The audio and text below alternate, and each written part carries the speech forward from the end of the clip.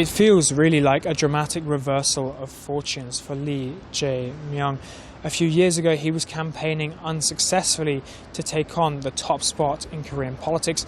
Now, he's set today to become the new president. So who is he? Well, he really jumped onto the international radar when he filmed himself, live streamed himself, climbing over the walls of parliament to sneak in and vote down the imposition of martial law that was imposed on Korea 6 months ago, almost to the day. He was encouraging people in Korea to get out onto the streets and to protect their right to vote. And vote yesterday they did, and they voted him in to become the president. A high turnout, and he's got elected with almost 50% of the vote. I was speaking to some members of his party. They were confident that he was going to win. They said it's a question of how much he wins by. They were hoping he would be able to breach that 50% mark, and that's perhaps also because Korean politics has become increasingly fractured and increasingly polarized, and getting a larger vote share would increase the legitimacy of a new president that's really going to have to deal with a more unstable and fractured domestic political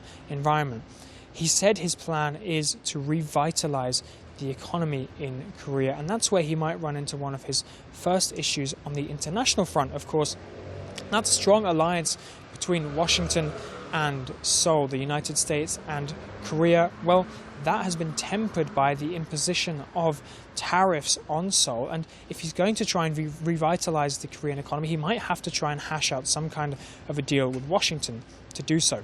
On the international front, also he, of course, has North Korea, the neighbor to the north, that has grown increasingly pushy in recent years, and China, that also has been probing and pushing South Korea, especially in the waters that separate China from Korea.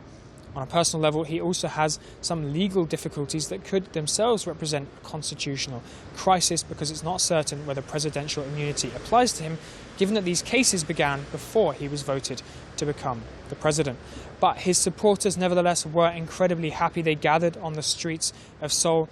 For them, they view this as a victory for democracy in the face of martial